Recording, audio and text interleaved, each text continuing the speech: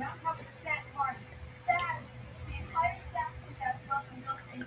right.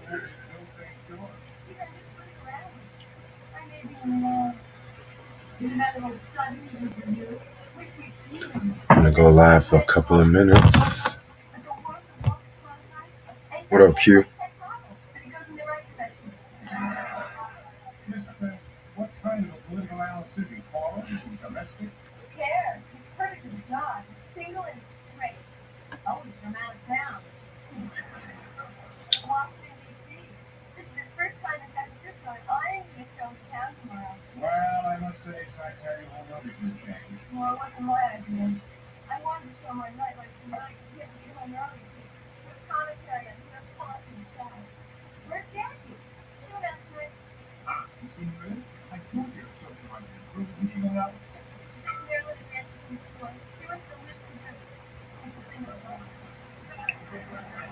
What up, Christian?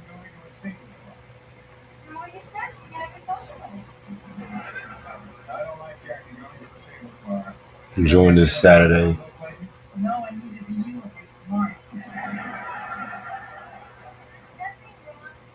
Hope everyone's having some good ass weather. It's like 52, 53 degrees right now. I'm actually might go out later on tonight though.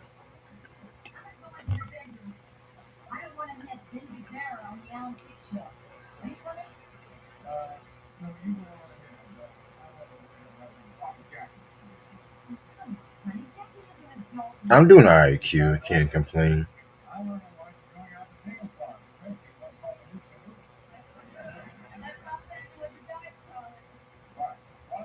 Hope you're doing good today too.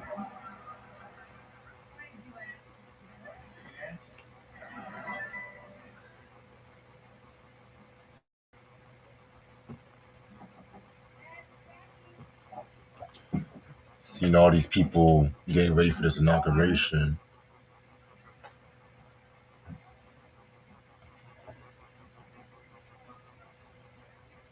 Don't even get me started on that.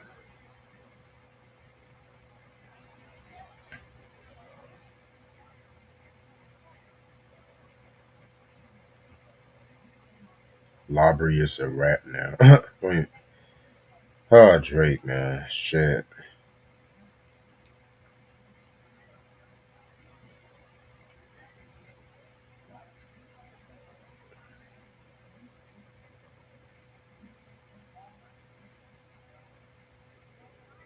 Nigga just doing too fucking much right now.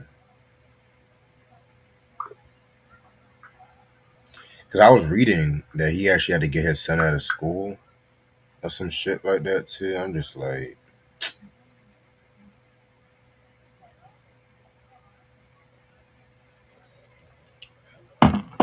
Christian said favorite Apollo performances. That's a good question. Um, on top of my head, shit, there's been so many. On top of my head, James Brown when he performed in 1962, which I got the album, that Live at the Apollo album and stuff like that. Um, I liked when Black Moon did Who Got the Props. Pretty. There's been so many Apollo performances, bro. So I'm just going on top of my head, like from Showtime at the Apollo to just random appearances. I loved it when Digital Underground performed at the Apollo, where they were like the unknown rappers and stuff. Yeah, man. Yeah, that's what they're pretty much saying and stuff like that too. You know how they're not gonna let him perform not like that, but we'll see what happens.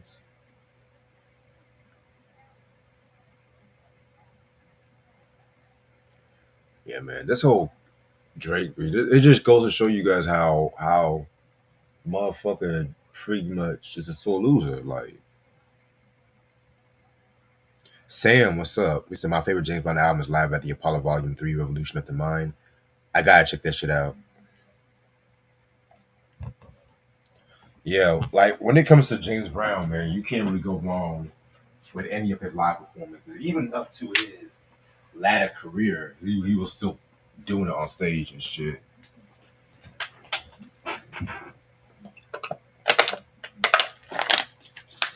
But believe it or not, my all-time favorite James Brown performance was the BET Awards 2003. Well, no, no, no, scratch that, scratch that. The Tammy Show. That's my all-time favorite James Brown performance. You know what I'm saying? Then it's the BET Awards 2003 because that's when MJ showed up and they had that nice little dance off and shit like that. Christian said Jackson 5 Skyrider or Get It Together. I'm gonna have to go with Get It Together. That was a bit more funkier and everything like that too. Skyrider was okay. It wasn't really one of my favorite Jackson 5 albums, to keep it real with you. You know what I'm saying? And I think around that time Michael's voice was changing. Archie Shep or Pharoah Sanders, Sam said. I'm gonna keep it a buck with you, Sam. I don't know too much about both of them artists, so I'm gonna respectfully pass. But if you have some recommendations, send them my way. Blanca, what's up? What's up? Q said favorite Michael Jackson performance. That's a good question. Oh, I might have to go with the live at Wembley from the Bad Tour. I might have to go with that one because I always felt like the Bad Tour he was definitely on a different vibe and everything like that. You know, him performing live vocals and everything. I mean, I even saw like the first night at the Bad Tour on YouTube, like some performance where he had the black outfit because you know if you see like a lot of videos when it comes to the Bad Tour, he always had that white outfit. But yeah, which Drifters lineup you prefer, Clyde McFadden or Benny King? Ooh, that's a good question. I'm probably have to go with the Clyde McFadden era of the Drifters. Keep in mind, I'm not the biggest Drifters fan like that. I do respect their legacy. I love songs like Under the Boardwalk, There Goes My Baby, and everything like that too. You know what I'm saying? And Clyde, he was definitely a monster when it came to the vocal. Benny King was good too, but Clyde was definitely a monster. You know, but I've never really been the biggest Drifters fan like that. I would recommend Fire music from Archie Shep and Karma from Pharoah Sanders. Okay, I'm definitely gonna make a note of that. Give me 1 second. Try-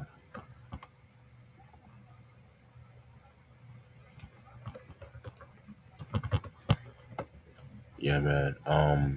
I definitely got to get back in my jazz bag. It's been a good minute since I've done a jazz review on this channel, but I'm definitely gonna check those albums out, and I'll let you know whenever I do. What up, Bill Cosby? How you doing?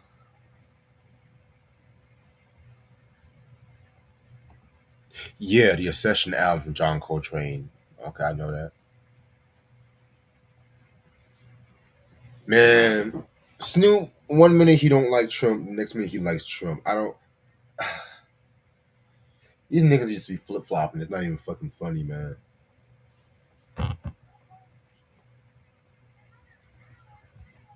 Q. I've never done a review on Get Together, but keep in mind I do have some Jackson 5 reviews planned up, but that's gonna be probably March, maybe April before I get into those because I've just finished Linkin Park. Well, try not finish Linkin Park.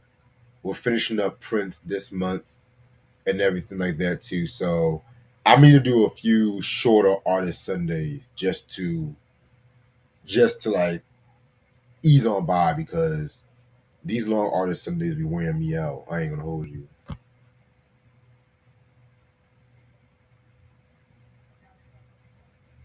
How do you feel about Snoop Dogg performing at the inauguration? Listen, I really don't. I'm gonna keep it real with you guys. I really don't care who be performing inauguration. I don't care about these motherfucking political stance. But my thing is this. My thing is this. This is the same shit that y'all were talking about Chrisette Michelle canceling her and stuff like. Mind you, I'm not the biggest Chrisette Michelle fan like that, but My thing is, do y'all owe her an apology? Are y'all gonna do what y'all did to Chrisette Michelle and stuff like that too? Because I seen Rick Ross performing, I seen Soldier Boy performing. You know what I'm saying? But motherfuckers should be flip flopping. That's my thing.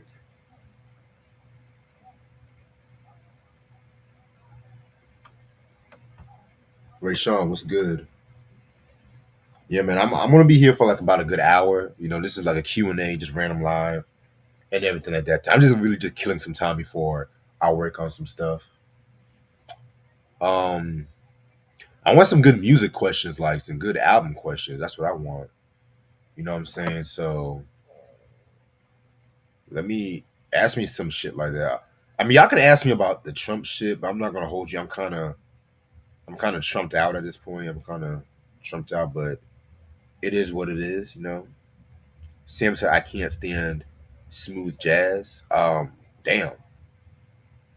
By smooth jazz, what exactly do you mean? Because I know some people have different definitions when it comes to smooth jazz. Like, are you talking about like the Roy Ayers, that kind of ordeal, the jazz fusion, like the George Benson? I want to know what you mean by smooth jazz. Q said, "What's your favorite Dub C album?" Very good question. I might actually, if I have to count the Mad Circle, I might have to go with Curb Servant. To be real with you, I feel like Curb Servant was definitely a well-rounded album. You know, he definitely stepped his game up, like with his pen game and everything like that too. You know what I'm saying? The storytelling on that album was definitely top notch. I feel like that album is like the right medium between Dub C and the Mad Circle to like the West Side Connection Dub C, and of course, no, we had the solo Dub C with like the Shadiest One and the joint he came out with an O2, which what's the name of that joint? I think it's called the Ghetto Heisman, some shit like that. But yeah, Curb Serving from '95 have always been my favorite Dub C album. Sam said I can't stand.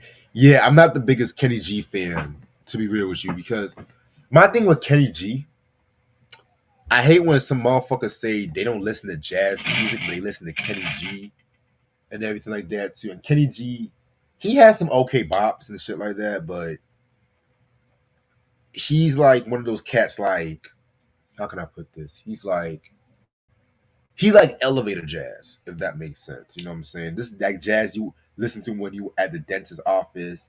And there's nothing wrong with that because some of them jazz is dope too, but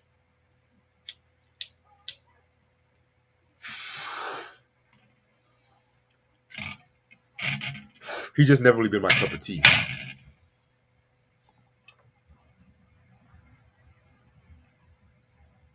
Favorite concerts you went to? Minus Loud 30th anniversary concert video music box.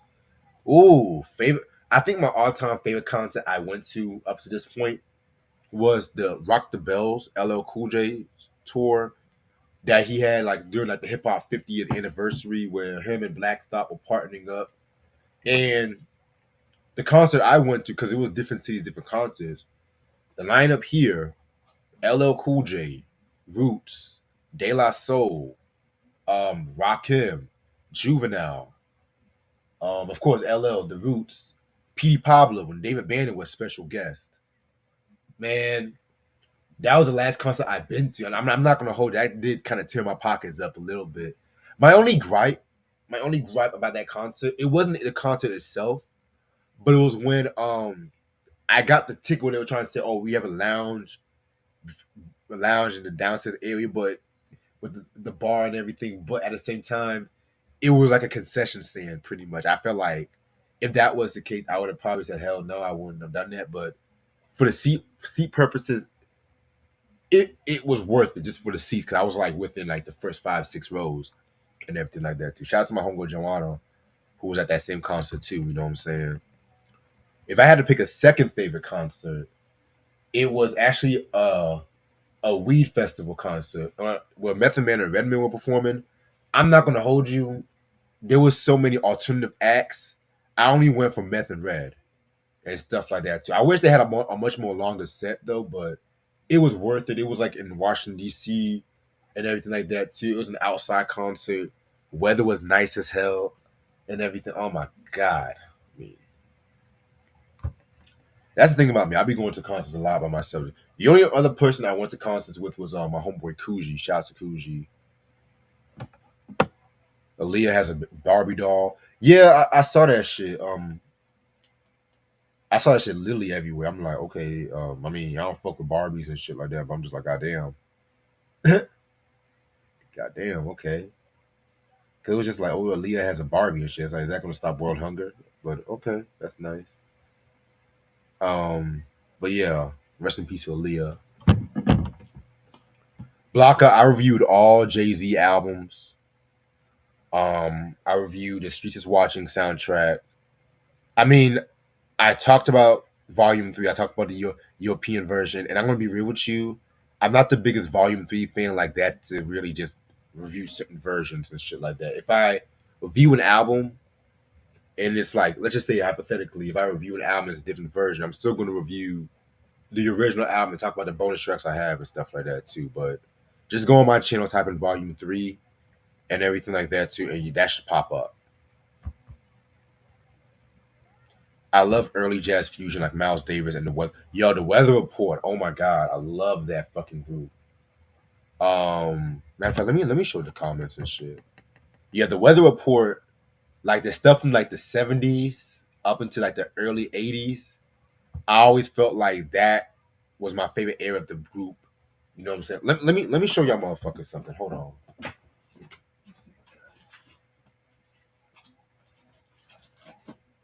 This album right here, one of my all-time favorite jazz albums of all time, Mr. Gone.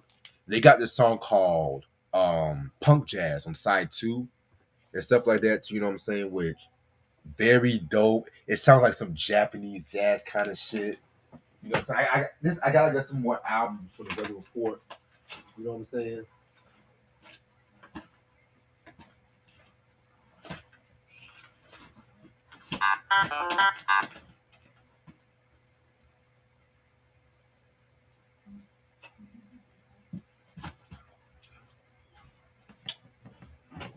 All right. Let's see what y'all was talking about. Oh yes, I love this question, Q. Favorite Janet Jackson album? I might have to go with. Sorry, somebody just texted me. I might have to actually go with Control from '86.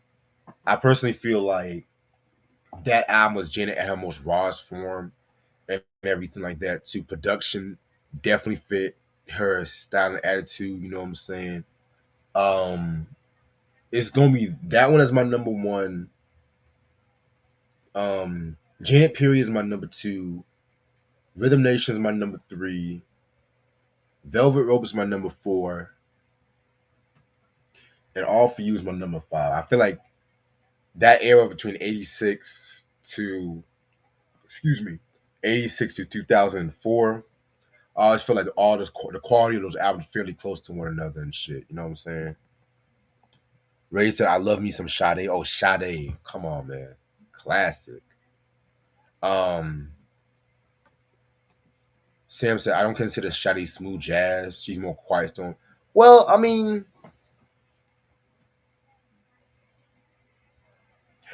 I would say she's quiet storm, but she has jazz overtones because I definitely feel like she's definitely a prototype when it comes to neo soul and everything like that too. You know what I'm saying? Especially at that time, because if you really think about R&B music in '84, you gotta think like the sound. Like you had Tina Marie with the Lover Girl album. You had Prince with Purple Rain. Um, 84, 84 was kind of. I'm gonna be real with you. '84 was kind of a weird year for R&B because when Thriller and Purple Rain came out, every motherfucker was trying to do an album like that, and Dennis Edwards when he was coming out and stuff like that. You know what I'm saying? But when Sade came out with Diamond Life and everything, it was like more melodic. It was smooth and everything. I mean, put a song like Smooth Operator and Your Love Is King next to songs like, He's So Fine. That song by the Pointer Sisters. Um, Let's Hear It for the Boy from Denise Williams and stuff like that too. You know what I'm saying? I mean, yeah, man. Reg, I heard Frankie Lyman's later songs from the '60s. He sounds like Nat King Cole. You heard those songs? Yeah, I heard those records a while back ago. And I'm not gonna go as far as say Nat King Cole. I mean, I felt like his later voice was mature, but I've seen motherfuckers say he sounded like Nat King Cole. Every motherfucker was trying to sound like Nat King Cole at that time and shit like that. You know what I'm saying? Like Nat just had that golden voice and stuff like that too. I do admit that when he did make a lot of those later '60s television appearances, and that had him lip sync over his older voice, that definitely put a part in his demise and stuff like that too. You know what I'm saying? Because I like Frankie Lyman, but I definitely felt like him wanting to go solo, especially after really just like not even a whole full year. I think like 6, 7 months that the teenagers were popular. Definitely, I don't even blame Frankie. I mostly blame the label. To be real with you, you know what I'm saying? That label did not look out for him. But honestly, the whole Frankie Lyman story is just so sad and everything. To be real with you, what I noticed about from Skywalker from Get It Together, Michael's voice. Yep, I talked about that too. Yep, his voice was definitely changing. I would say it was changing starting with the looking through the window album. That's when I felt like his voice was changing. Sam said, excuse me, Ray Sean said, Love Deluxe is my favorite album from the band. I know a lot of people say that's their favorite. Believe it or not, my favorite album from them, ooh, I'm gonna have to go with that Promise album from '85. That album is official.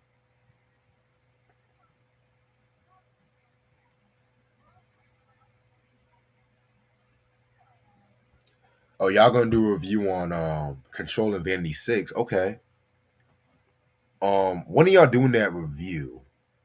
Let me know and stuff like that. Cause I might come out because I'm gonna be real with you. I've been doing a lot more early reviews because I've been working overnight now and stuff like that too. So today I actually got off at 12 p.m. I've been working since like 4 a.m. Surprisingly, I didn't take a nap. I might take a little mini nap before I go to this little event, but I'm not really too sure yet. You know what I'm saying? Yeah, man. Pops is out of town. Pops is literally out of town for until Tuesday and stuff like that. So I got pretty much a place to myself. You know what I'm saying? So yeah, man. Also, I love your review on Busta Rhymes Genesis. Well, I'm glad you. I loved talking about the album more than listening to it. To be real with you, because that Genesis album, I did not like that. To me, Anarchy. To me, Anarchy was just his last. No, no, no. Well, his last good album was ELE 2. But from that golden period, I always say Busta's golden period was 1990 in terms of albums, 1996 to 1999 and stuff like that too, you know what I'm saying? Um that means coming from Anarchy, you know what I'm saying? I definitely feel like the Big Bang was very great. You know what I'm saying? He definitely took his time on that. Well, Dre took his time on that one and stuff like that too, you know what I'm saying? Then he dropped the fucking Back on My BS and done all this other stupid shit, Year of the Dragon and stuff. And don't even get me started on the Blockbuster.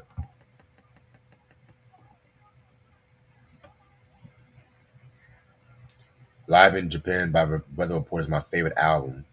I heard that. I heard that album before. That was pretty dope. Sam said, "On the Corner" and Bitches Brew and Live Evil are my favorite. Yo, no one talks about On the Corner. That album was so funky and dark and everything like that too. You know what I'm saying? It's like when it comes to that electric period of Miles, they're so quick to talk about Bitches Brew in a silent way, which very dope albums and two of my favorite albums from Miles. But On the Corner, oh my god! And then he also dropped a compilation called Get Up On It. I think it's called Get Up On It from '74. Ooh, come on, man.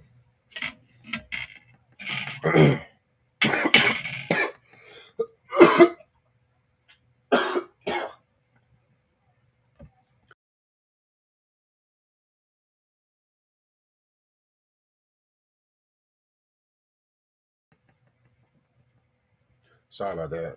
Had something stuck in my throat. But yeah, man.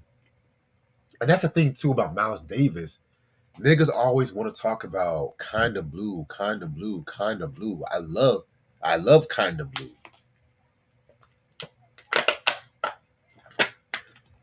But I feel like to me, Bitches Brew is his best album. You know what I'm saying? Bitches Brew was just more the instrumentation was just like more tighter and everything like that too. You know what I'm saying? Yeah, man. Hell, if you go into excuse me, if you're gonna go into his '80s shit, where's the love for Tutu from '86? Yo, that album gets so much fucking hate. It's not even fucking funny. That album gets so much hate. I don't even understand why that album gets so much hate. You know what I'm saying? That was like on some ambient, atmospheric kind of jazz right there. To this day, I have never heard a jazz album like that. Yeah, man. Check out the Ice Cube reviews out, man. Like, expand your mind. Don't always. It's not always Busta and Jay and Ja Rule, which I love those artists. Don't get me wrong, but you gotta expand your mind with this hip hop shit, b. Dartmouth said Latoya Jackson is criminally underrated. Get the fuck out of here with that shit.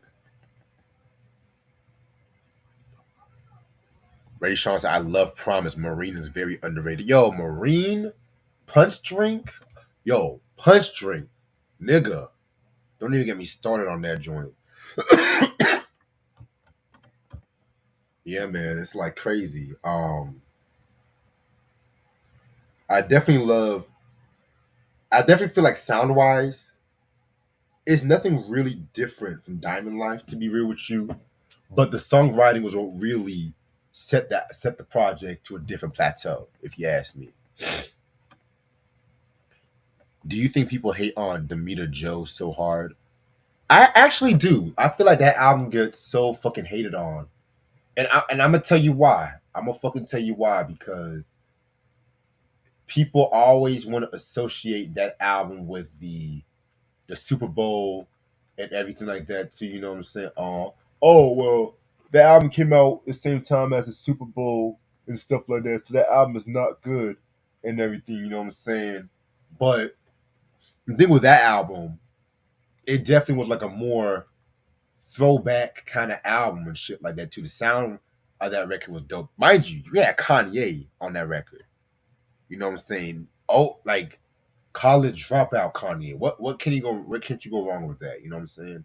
Now, granted, I'll be the first to say I don't put Demeter Joe the same level as All For You or even The Velvet Rope. Like I feel like it's perfect mid tier album, but I feel like it's better. I would rather listen to Demeter Joe than 20 YO and the Discipline album and stuff like that too. You know what I'm saying? I feel like those albums I feel like those albums were much more grounded in sound and everything. You know what I'm saying? But yeah, people hate on Demeter Joe way too hard.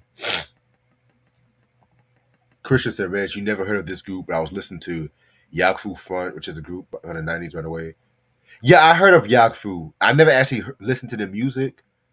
I never knew they were from North Carolina though. That's interesting as hell. Okay, I'm definitely gonna peep that. Yo, the big. I'll be real with you. The Big Bang was actually my introduction to Busta Rhymes. I never really told a lot of people this. When I was really getting into hip hop, I always loved the Touch It remix and everything like that. So you know what I'm saying? Which they always play that shit on that was number one at 106 and Park for a good minute.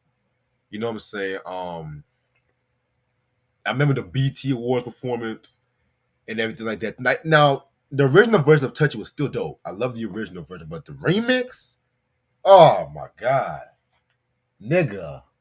And I'm so glad that version is on I think I want to say that version is actually on the Big Bang.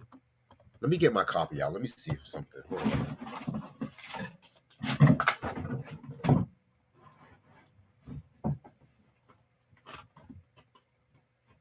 Let me see something. Robinson, Not You Smokey, When Disaster Strikes, ELE, Genesis. Okay, Big Bang. Okay.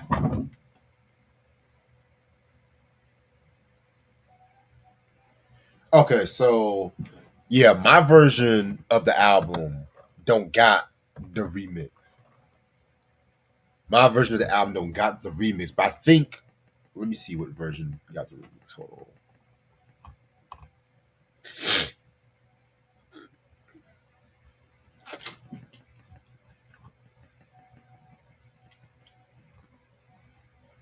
Oh wow.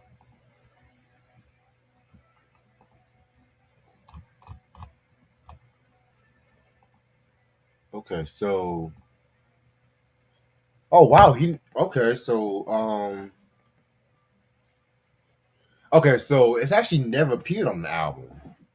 It never appeared.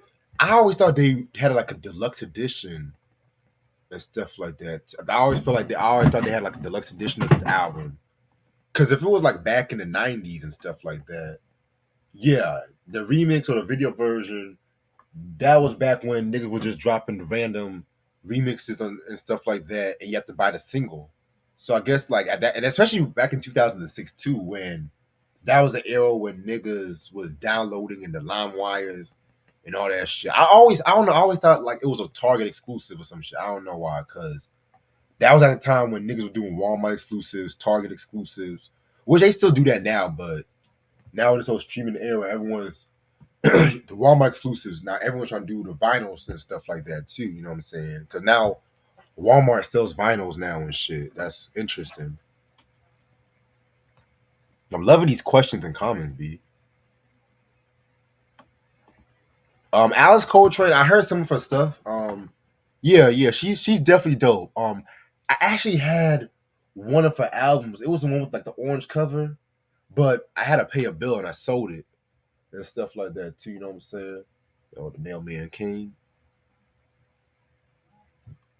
That album is called Action Packed Adventure, and that album came out '94 on Mercury. Okay, bet.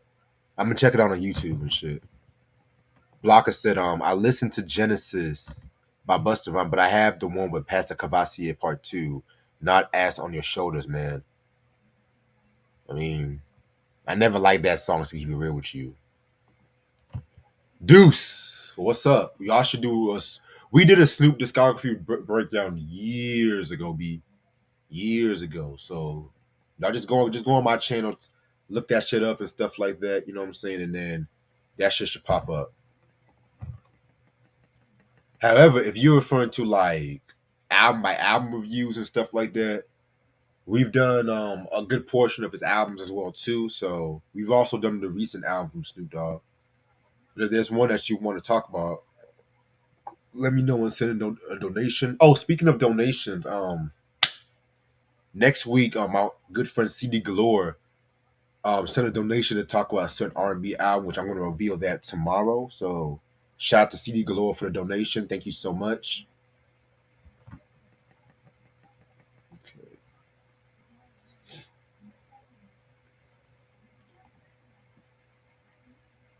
On the Corner was influenced by Ornette Coleman, and yep, James Brown was a strong influence when it came to Miles. Sly Stone too. Not a lot of people talk about Sly's influence on Miles Davis and shit. I remember Miles said in an interview how he loved the Fresh album from Sly Stone, for Sly and the Family Stone. Shit.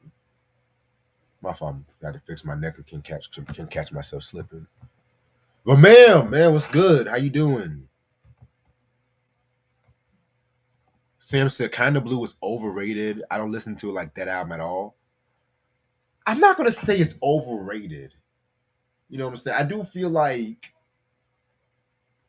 with the publications like Rolling Stone, especially when they did that 500 greatest albums and stuff like that, that's always among the highest rated jazz album. So people give that the Bob Dylan, not Bob Dylan, Bob Marley Legend compilation treatment, where motherfuckers, like, let's just say you're a metalhead or you're a rock head, but you want to expand your taste. You get like one of those albums. You get one of those albums and shit like that, and you automatically call yourself knowledgeable on that genre just based on that. Which I've seen a lot of heads do that fucking shit. You know what I'm saying?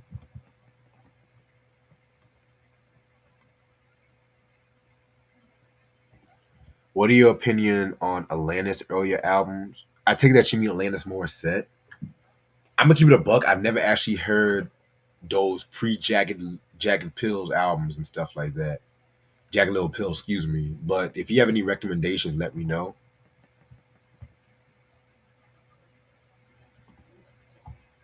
Oh, you say you listen to Ice Cube way more than other artists. Okay.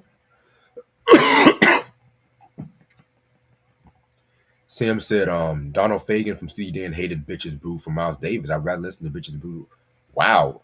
Well, them niggas, they always, I hate to say it, but they always hating on some people. And I like Steely Dan, but I like 74 to 77 Steely Dan. Those are my favorite years.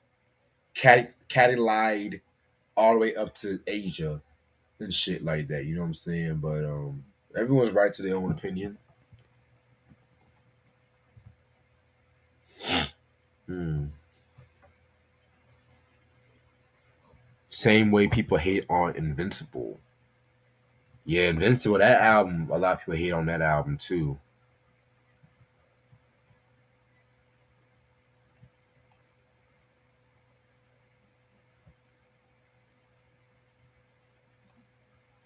Oh, you said it's on Spotify? Okay, I bet. What are your thoughts on the Nylon Curtain by Billy Joel? Let me see what's on that album. Hold on. That's the joint from '86. Oh, excuse me, '82. Excuse me. Let me see what's on that album. Okay, Pressure. Love that record. Alan. That's an album I'm gonna be real. I have to re-listen to, but from what I'm looking at with some of the track listen, just based on what I listened to, it's pretty dope. You know what I'm saying? I mean, his '80s period, man, fire. I love that period. Blocker said, "Do you like?" I love Brandy. Brandy is definitely one of my favorite artists and everything. One of my favorite vocalists. You know what I'm saying? From the first album, Never Say Never, Full Moon, Aphrodisiac. Those first four Brandy albums are always been my favorites. Anything after '04 is kind of hit or miss for me, but yeah.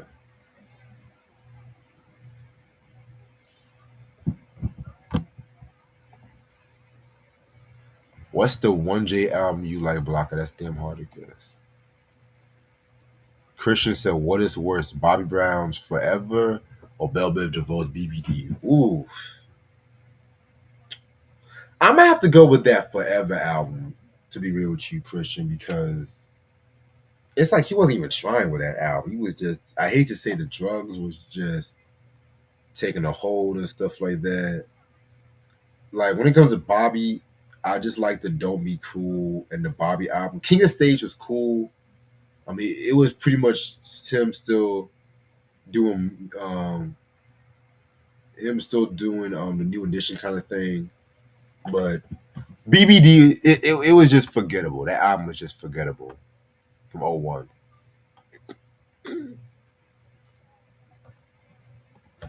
Favorite song from Get It Together. You must really love that Get It Together album, Christian. You must really love that album and shit. But oh man, I might have to go with that fucking It's Too Late to Change. Title track was dope. Dancing Machine, that's still one of my favorite Jackson 5 songs of all time. You know what I'm saying? One thing I liked about that album, it was way more funkier compared to like the earlier albums. Like the earlier albums definitely had a more pop R&B flavor, but Get It Together was just funkier. The bass lines, the instrumentation, and everything like that too. You know what I'm saying? That track, Dancing Machine, was so popular. They did a whole fucking album in true Motown fashion, just based off that song and everything. That Dancing Machine album and stuff like that too. You know what I'm saying? Which that album has something like I Am Love. You know what I'm saying? That was I. You know,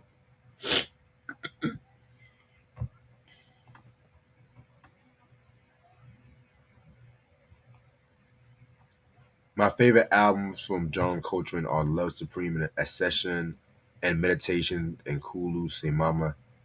Yeah, Love Supreme, the Giant Steps album for me. That Giant Steps album was so fucking ill. Is I think I heard Session years ago. I definitely gotta be listening to that one.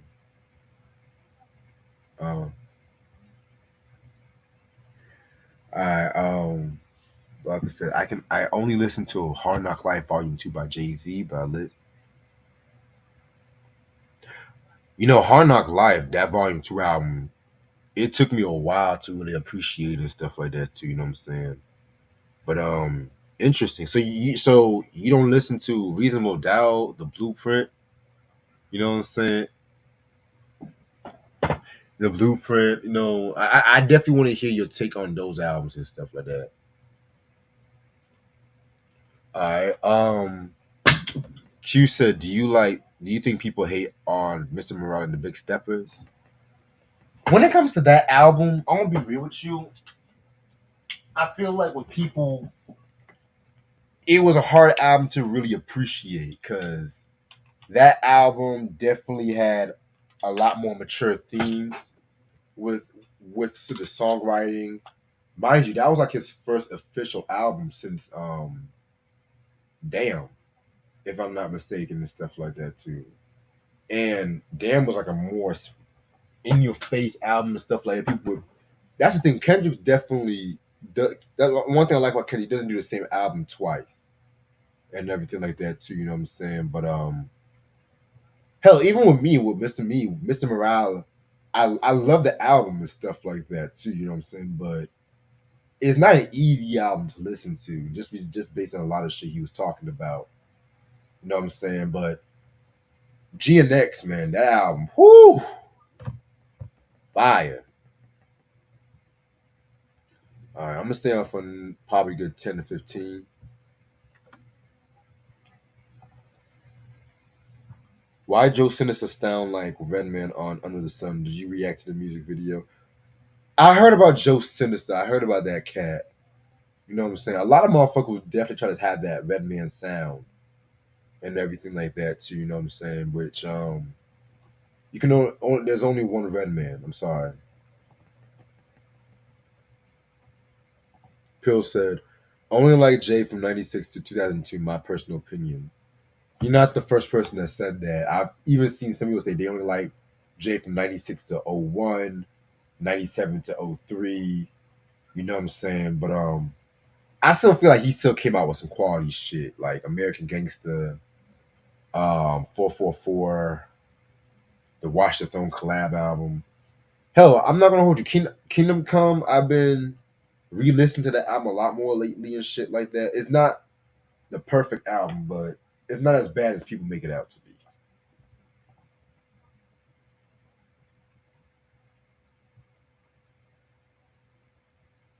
Romero said, when it comes to J, Volume 1 is aging well outside of those two, three songs. Let me guess. The two, three songs, The City is Mine, I Know What Girls Like, and Always Be My Sunshine. He was talking about real. Yeah, I always, I'm always surprised when people bash Volume 1.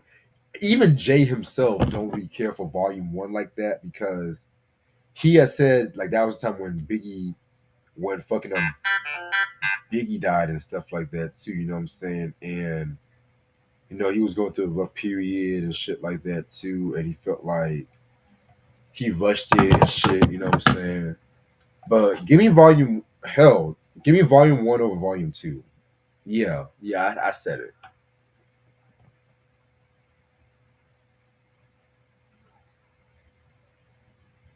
Yeah, I got the link, Christian.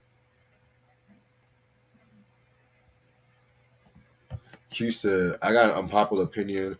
I think Are You Still Down is the only great Tupac album after that. That's not really unpopular at all. I've seen many people love that because what I loved about Are You Still Down was that it was like a lot mostly pre death row stuff and it was untouched for the most part. And the touches that they've done for some of them songs is not horrendous, if that makes sense. You know what I'm saying? Um Hell, I feel like that's why I even went as far as say if there was one Tupac posthumous album I would definitely review, it was going to be that one. You know what I'm saying? And I know people say Until the End of Time has some OG shit, which I heard some of Until the End of Time. That was okay, but then once you get to like the Better Days and Loyal to the Game, oh my god, what Eminem did to that album, dude, I don't even know.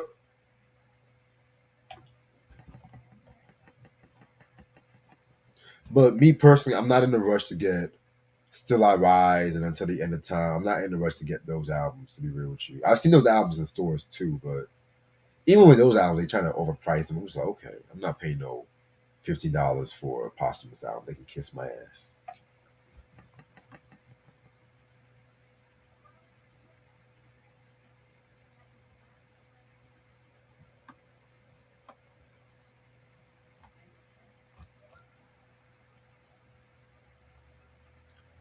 Let's see what y'all talking about. Sims, I love Giant Steps too. Yeah, Giant Steps was dope. I love that one. Christian said, "How much is reactions?"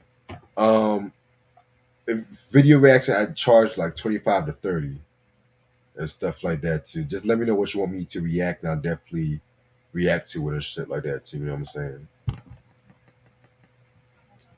I would rate Volume One by Jay Z 2 out of. Okay, nah, that's a bit too harsh for me. You know what I'm saying? I respect your opinion, but I would give it a solid 8.5. You know what I'm saying? I feel like that album definitely that's an album that gets unfairly hated on. Well, Puffy executive produced that album too, so that should tell you something. That was the same year he executive produced LL's Phenomenon album, which Phenomenon was a much worse album from LL, in my opinion. Actually, I'm gonna say 2 week song, City is Mine. You okay? You say you like City is Mine as a single, which yeah, City is Mine. That was actually a dope single. I mean, you had Blackstreet in as a feature. That was that time when Blackstreet was at their peak and stuff like that too. That was another level era Blackstreet. You know what I'm saying? Do you think Tamia is severely underrated? I absolutely agree she is underrated. I absolutely wholeheartedly agree.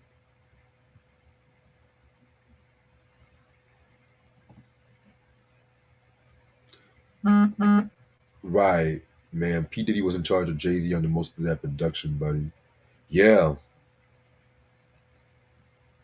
yeah, man. He was and shit like that. You know what I'm saying?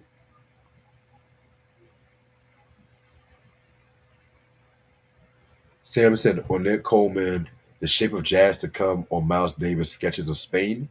Oh, definitely Sketches of Spain for me. Definitely Sketches of Spain, which I feel like that's an album that I personally feel was the right progression right after the whole kind of blue sound and everything like that too. All my J. Rue the Damager fans, y'all should know about that album too. I'm gonna stay on for a good 5 to 10 minutes. I'm gonna stay on for that.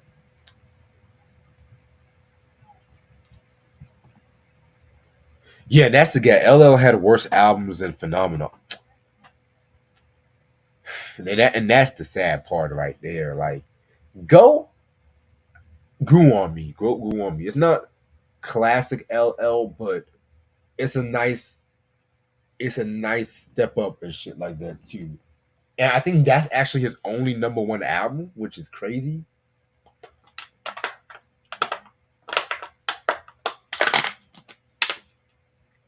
But 10, Definition, Todd Smith, Exit 13, Authentic, all were trash.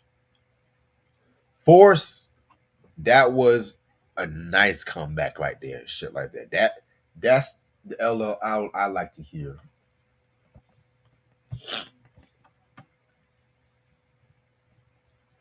Q said, "What are your thoughts on TikTok being banned?" I mean, I really don't give a fuck to keep it a buck with you, but at the same time, too, I feel like it's another way for the government to ban freedom of speech. Because whether people love it or not, a lot of people use TikToks just to make some money with the streaming and everything like that too. So if you do,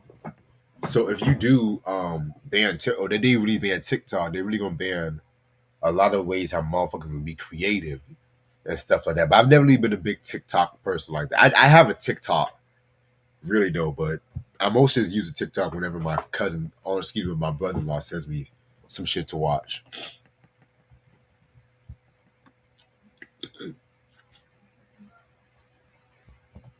Not so fun fact: Harv Pierre was the A&R for Release Intention. By the way, I hate that album. Didn't he do some work as a Bad Boy? Harv Pierre. Let me look him up. Hold on.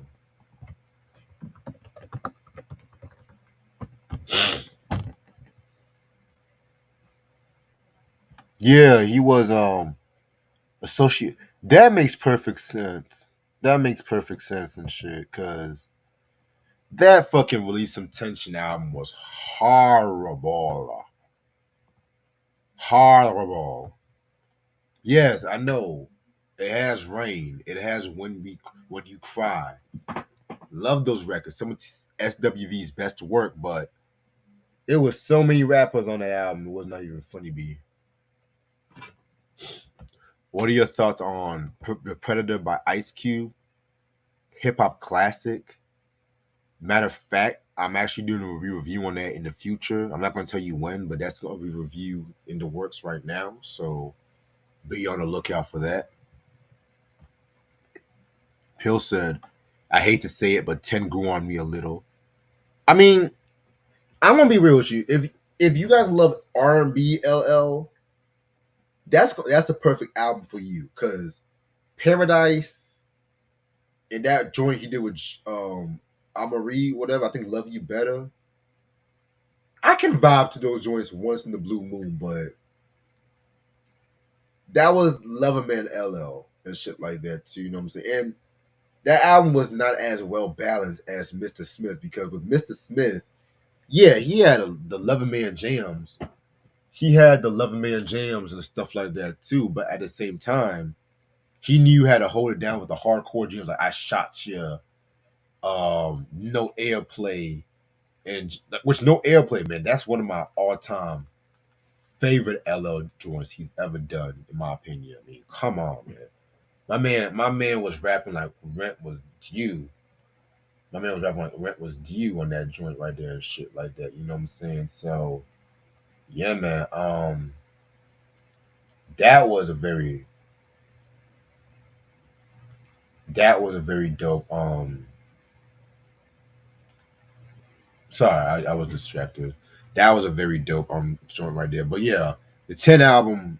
I'm just gonna be real with you. That album was not really one of the go-to LL albums I listened to. You know what I'm saying? But yeah.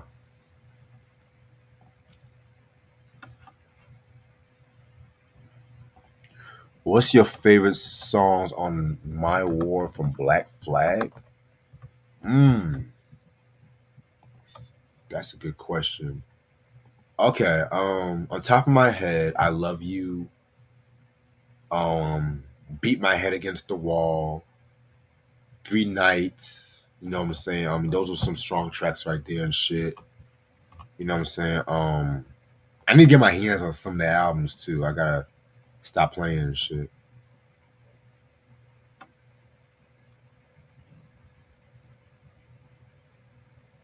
Yeah, man, the government don't care about freedom of speech. America is very hypocritical when it comes to that. Mike, what's good, B? What's happening?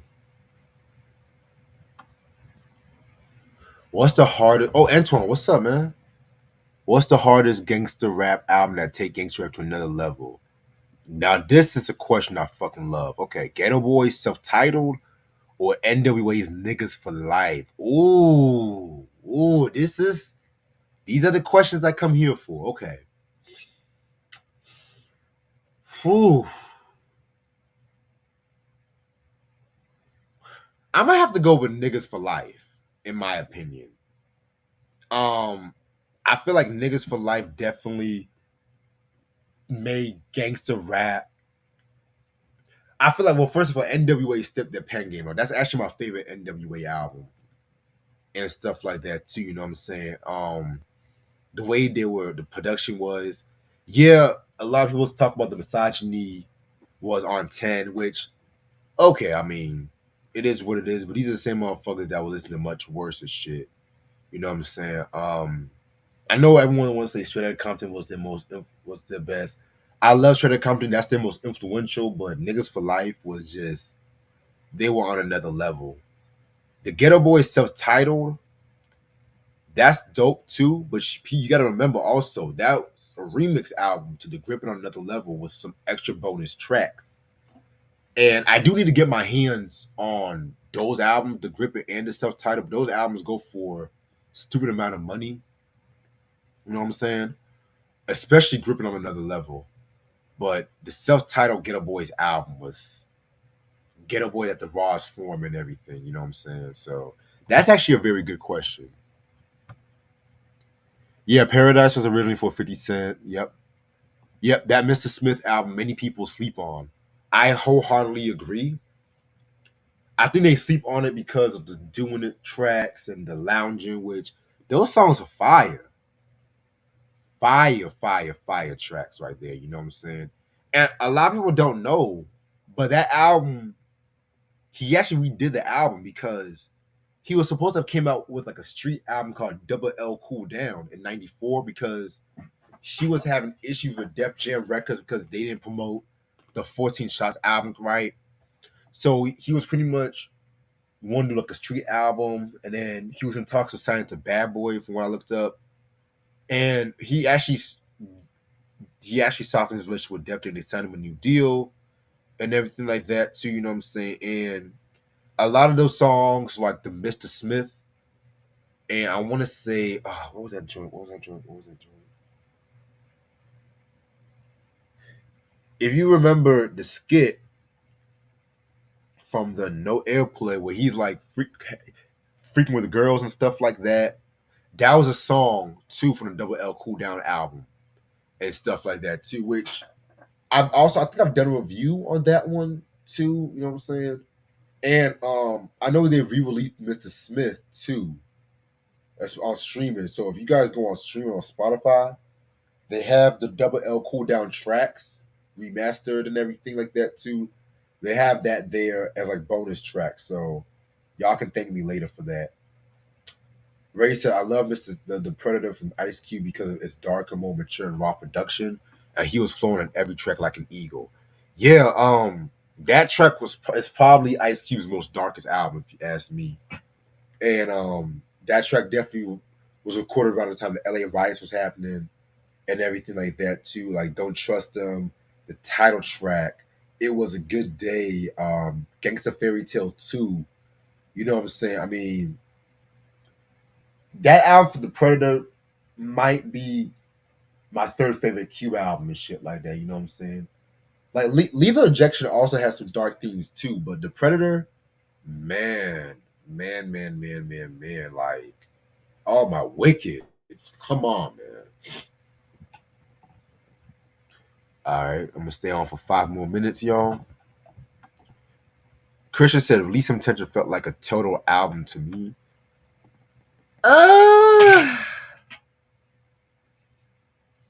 don't know if I'll, because I feel like that's a detriment to Total, which I fuck with Total, but I see where you're coming from.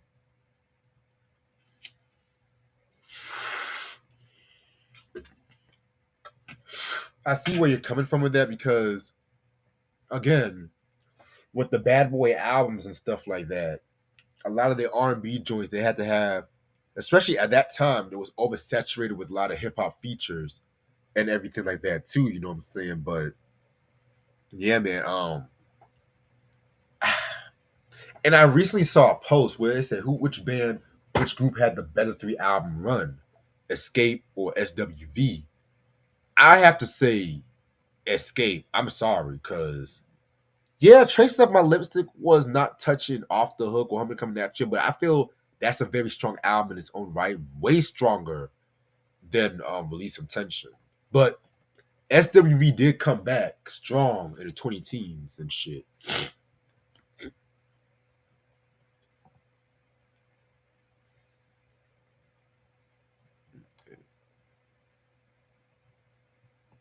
You say you about to get ready to go to Walmart. I'm doing good too, man. I'm debating on if I want to slide through the mall just for a quick second because I'm actually going to some, believe it or not, some singles event tonight at 7 or stuff like that. You know what I'm saying? Just trying to get out the house for a little bit. I can't really stay out too late because I got to be up by 3 in the morning to go to work and stuff like that too. So I have to be home at least by 9:30 the latest and shit like that. You know what I'm saying? Yep, I'm working hard on the weekends, y'all. Gotta pay off these bills and everything like that too. You know what I'm saying? Yeah, man. Now, I do have some announcements I want to make while I answer some questions. So, the first collection video is going to be late April, early May of the year. You know what I'm saying? I'm not going to start collecting this year until maybe like around February ish, March ish, late February and stuff like that too. I'm also going to go to Atlanta and stuff like that. I might check out some vinyl stores in Atlanta and everything like that too. So yeah, man, I'm definitely gonna save some shit on that. Also, too, like I said before, February is gonna be a crazy month and everything. I'm definitely gonna excuse me, get some shit released announced on February. I did not forget about the whole CD recap because I'm trying to finish and release the first episode of the CD recap of the 2025. I'm trying to release that hopefully before the month is over. It's crazy because I was actually filming a CD recap last night. Come to find out, all my CDs on this top area fell down and shit like that. Knocked my laptop over. Thank God my shit is still working because I was about to have a whole effing heart attack. Thank God for carpet. First of all, thank God for carpet. Because if it was hard floor, and this is why I tell people I don't mind a place with carpet. If it was hard floor, my laptop, I would not even be doing the stream right now and shit. You know what I'm saying? But yeah, man. Hopefully I can drop 2 episodes. I didn't forget about the Why the Beef. Also I'm trying to release something like this episode today too. Last week I was gonna do something like this, but I was sick as fuck last week. I had a mad cold last week. Some days I was literally in bed literally all day. Somehow, some way, I still made it to go to work and stuff like that too. But it wasn't. I managed to bring medicine, cough drops with me and shit like that too. You know what I'm saying? Damn, see 6 comments. Okay, let me see what y'all talking about before I leave and shit. But yeah, man. Yeah, man. Yeah. So yeah, so I'm gonna definitely drop some CD recaps and stuff like that. Also thinking about some other ideas too. So yeah, be on the lookout for that. Without Ice Cube, it would never been an NWA, man. I mean, I agree. I'm not going to disagree with you on that, but I feel like all 5 members, Dre, Ren, Easy, Yella, and Cube, all contributed something to the group and everything like that too. You know, they were a hip hop group like no other. Now, let me ask you this, Antoine. Let me ask you this: NWA's 100 Miles and Running or Ice Cube's Kill at Will? Better punchlines, Lord Finesse or Big L? Wow, this is why do you guys do this to me? Why do you guys do this to me, man? Why do you guys do this to me? I might have to go with L. I love Finesse, but L, he definitely took what Finesse taught him and ran with it. Q said, "Do you like Neo?" Neo's cool. I mean, I like Neo from like 2006 all the way up to maybe 2011, 2012. Excuse me. That Because of You album, The Year of the Gentleman, those are two of my favorite Neo albums. People were hating on Trackmaster because they didn't know they had, but because they didn't know they had songs before '94 they produced for. You know, Christian.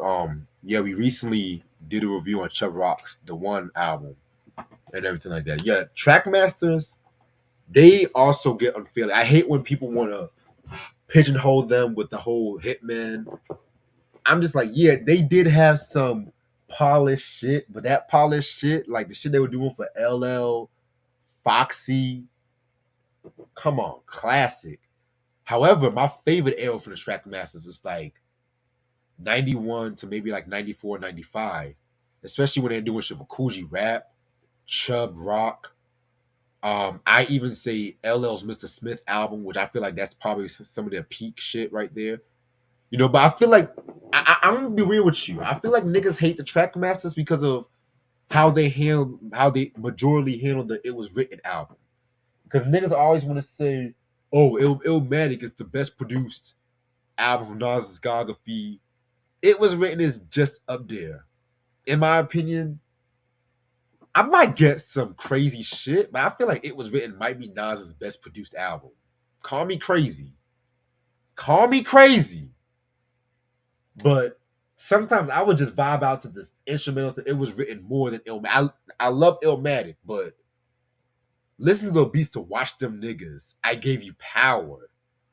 Take It in Blood. Oh, Silent Nigga.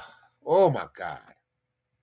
But it was Illmatic. I mean, the beats like Halftime, New York State of Mind, One Time for Your Mind, One Love, Memory Lane. I mean, it's both neck to neck, but I feel like production wise, it was written slightly is a bit higher up. Now y'all coming out with the heat when I'm about to go. Okay, I see how y'all do. I see how y'all do me now. Okay, Coogee Rap, Live and Let Die, or Ice Cube's Death Certificate. Ooh, Death Certificate all the way. I love Live and Let Die. I love that album, but to me, Death Certificate, that's actually one of the first hip hop albums I remember loving growing up. You know what I'm saying? I mean, that has the greatest diss track in hip hop history, No Vaseline.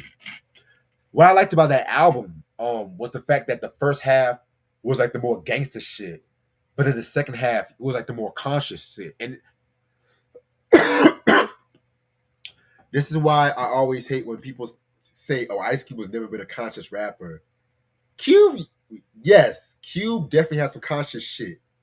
You know what I'm saying? I mean, True to the Game, Us, doing dumb shit, Colorblind. I mean, come on, man. What we really doing? The same shit. The same shit Kendrick is doing. Cube did that shit 20, 30 years ago, B. You know what I'm saying?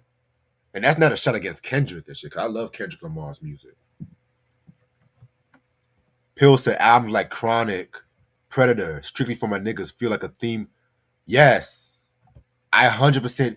And I'm glad you mentioned Strictly for My Niggas. I'm so fucking glad you mentioned that album because that was some of Tupac's best. That album has some of Pac's best songs ever. Last Words, Papa Song, Five Deadly Venoms, Keep Your Head Up. I even call that an arguable classic. You know what I'm saying? Hell, honestly, if you want to also keep it above, I would also throw in Lethal Injection. I probably would throw in Above the Laws, Uncle Sam. No. Black Mafia Life. I'm probably gonna throw that in as well too because Black Mafia Life Above the Law, man.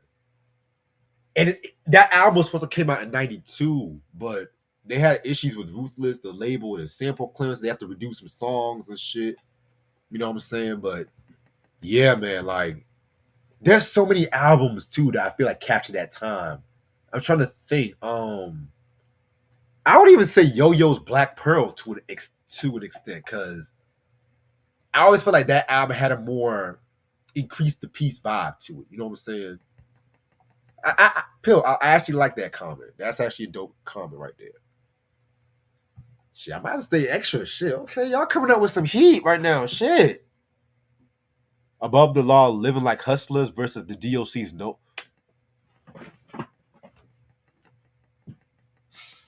Oh. Ooh. Oh. Ay, ay, ay, ay, ay, ay, ay. I'm probably going to regret this decision, but I'm going to have to go with Living Like Hustlers. No one can do it better, yes. Both classics, but Living Like Hustlers, fire. Some of Dre and Yella's best work, in my opinion. I mean, whew. Sam said you're not a fan of Neo. Okay. Yeah, I'm gonna be real with you, Sam. When I first heard Neo, that song's so sick of love songs. I got so sick of that damn song. I'm gonna be real with you. um, I think they did a remix too. I think it was a Kanye who was on the remix.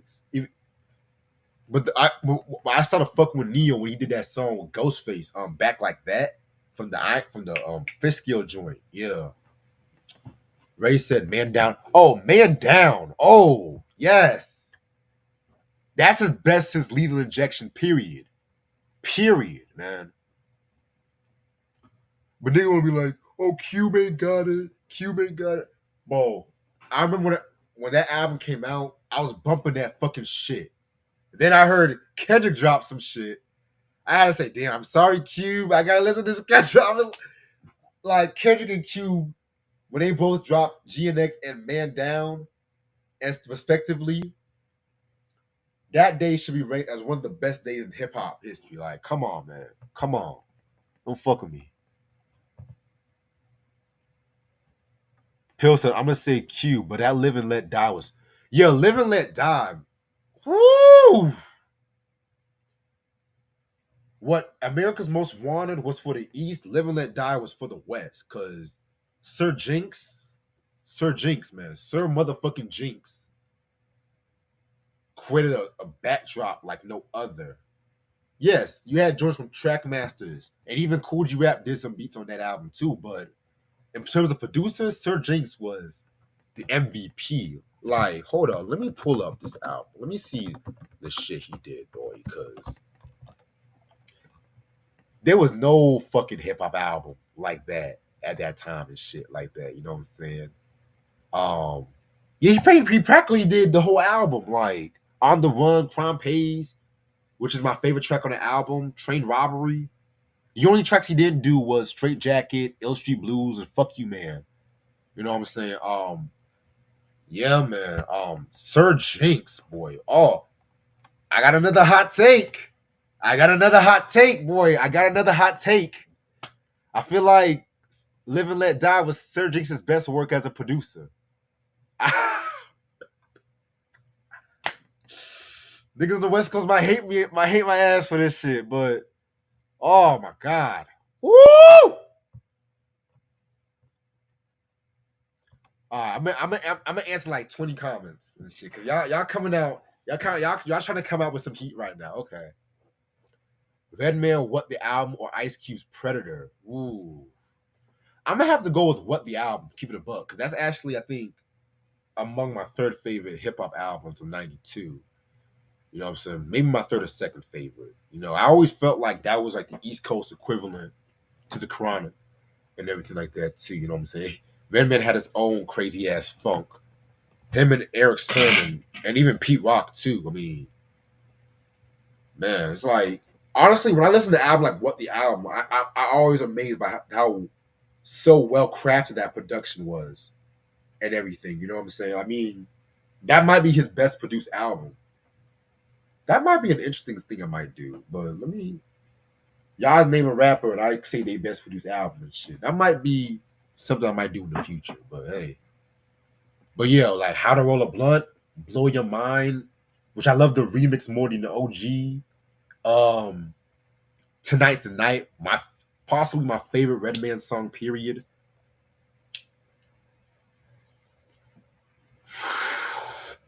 Mm.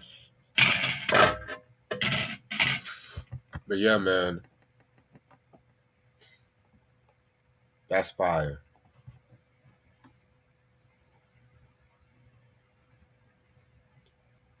What's your favorite Kendrick Alchemist track? Ooh, that's a good question. That's a very good question. I might have to go with Duckworth. I might have to go with that track right there. You know what I'm saying? No, no, no. Scratch that. Scratch that. Ooh, I almost fucked myself up. Um, Give me 1 second. Let me. There's one I gotta actually look up.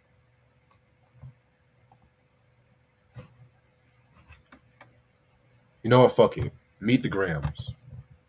That's actually my favorite. That I have a story to tell you about that track right there. So last year when the whole Kendrick and Drake beef was happening, which is actually about to be the 1 year anniversary since all that shit happened. I just now thought about that shit, but that's besides the point. I remember when Drake came out with Family Matters. I was literally just getting off work, right? And I was driving around Durham and shit.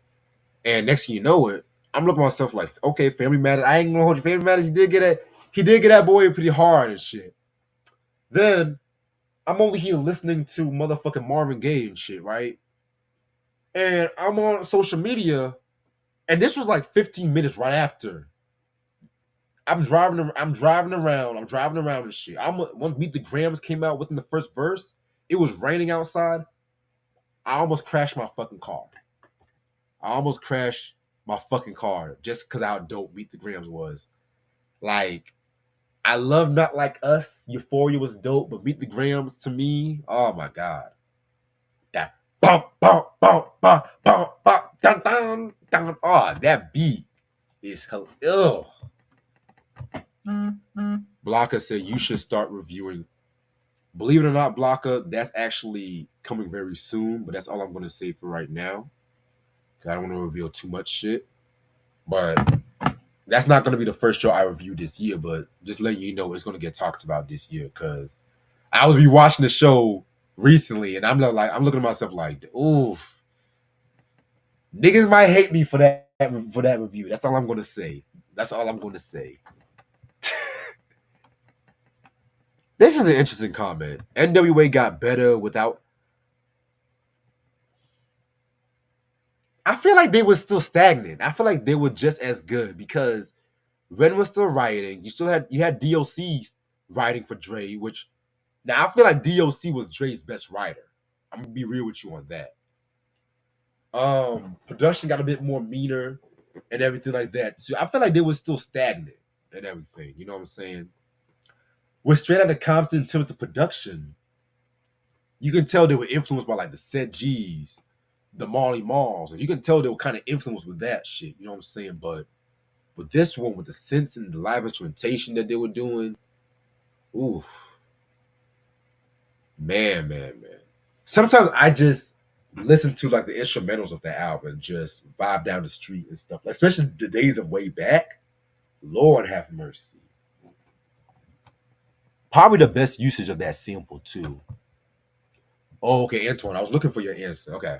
I would say Kill at Will because darker beats and subject matter. Okay. I'm not mad about that. I'm not mad about that. Yeah. You know what's interesting? I actually got the OG copy of Kill at Will because I remember when I got the America's Most Wanted, I got the 2003 reissue where they added a Kill at Will with it. But I always loved Kill at Will, like Jacking for Beats, Dead Homies. Even the first shot he threw at NWA and stuff like that. If you know, you know. But to me, 100 Miles and Running, that might.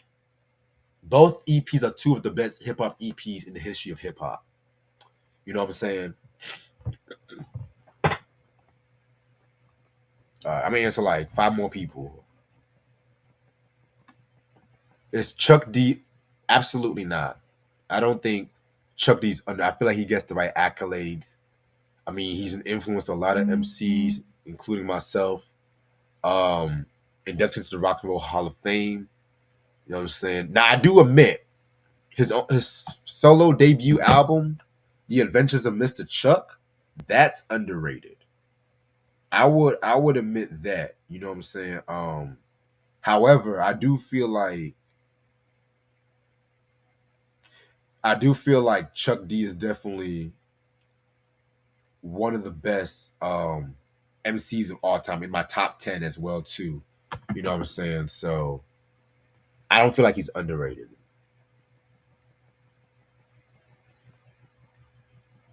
Okay. Blocker said, I also love your review on Graduation. Appreciate that. Appreciate that. Stay tuned for some more Kanye. That's all I gotta say.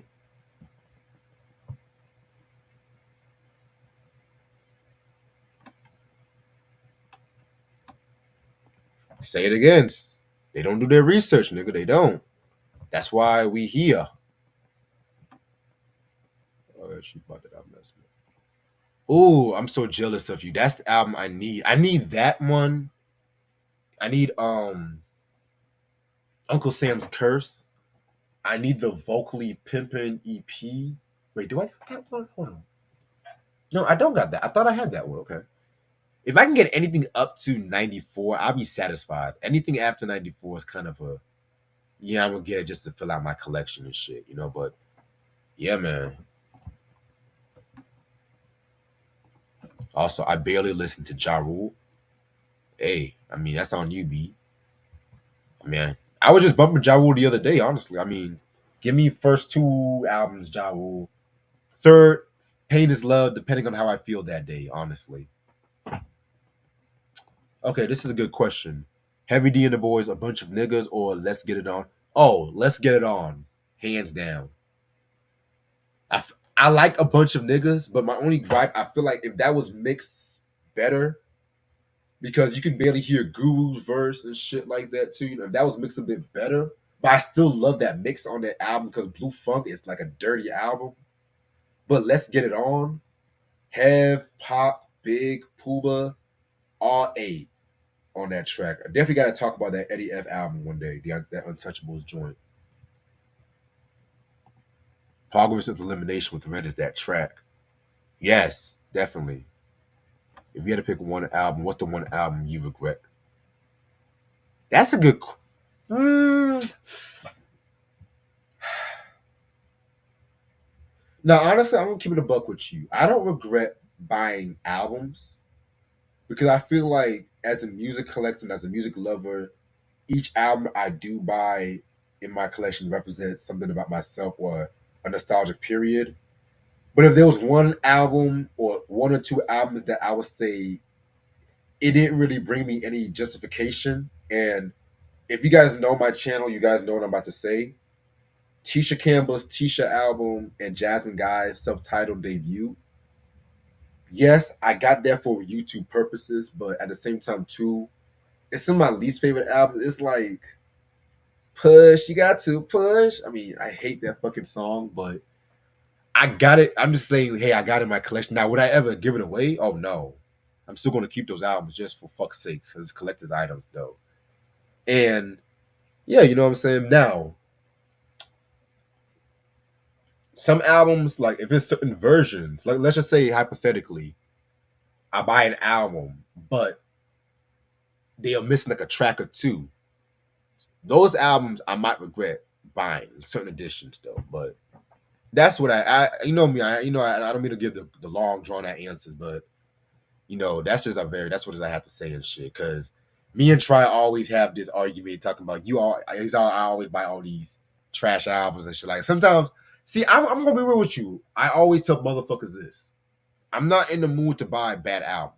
However, if I'm at a place and if I see a certain album that I know I'm not gonna fucking bump to, like, for example, prime example.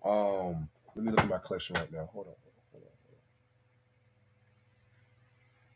Okay, perfect. Okay. So I got Mystical's Tarantula album. Now I've said it before. I never really fucked with that album like that. You know what I'm saying?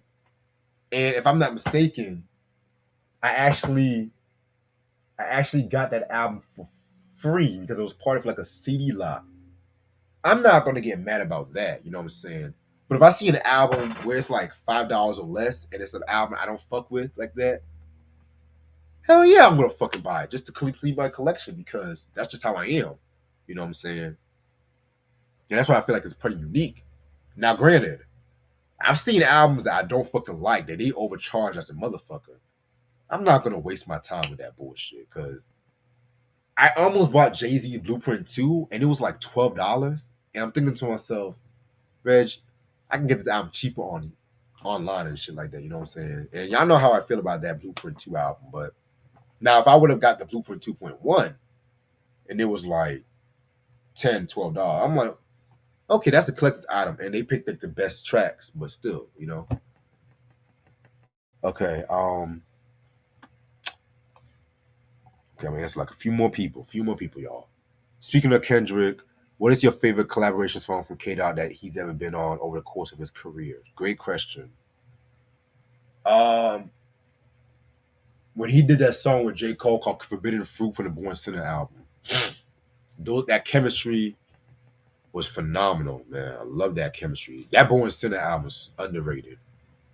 Well, let me take that back. It deserves a bit more respect than it does.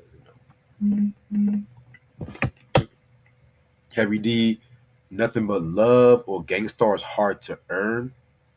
I might have to go with Hard to Earn from Gangstar and stuff like that too because with that album, they set the game up pen wise, production wise. Nothing But Love was dope. It's a classic, but Hard to Earn. I just have more memories with that growing up. Tupac Strictly for My Niggas because Pac sound angry. It gave me Fear of a Black Panther vibe. That album was made at the right time. You know what's crazy? He was originally supposed to come out with an album called Troublesome 92, but the label pretty much told him to redo the album because it was a bit too militant. And the original cover of Strictly for My Niggas had Pac with like the American flag, but the American flag was on fire. That's why with that Strictly for My Niggas is they use like those computerized effects and everything like that too. You know what I'm saying? So yeah, man. And if you guys get the Are You Still Down, a lot of those Strictly for My Nigga tracks are on Are You Still Down and shit like that too. And if I'm not mistaken, some tracks like he also had the same issue with the Thug Life album too. So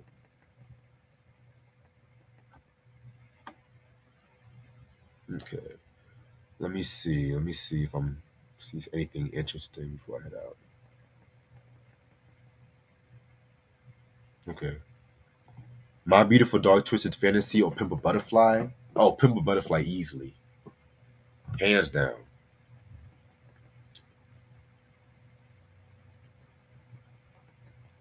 All right, I'm gonna end this off right here, everybody. So thank y'all so much for watching this episode and stuff like that too. You know what I'm saying? Again, it's been a minute since I've done a live, so I'm just like, yeah, let me just do a quick live and stuff like that. Tomorrow at 11 p.m. we're gonna do a review on Mac Miller's Balloonerism album, so be on the lookout for that. You know what I'm saying? Y'all make sure y'all be safe out there. Also, my people in California, y'all make sure y'all keep your head up, and I'll see y'all niggas.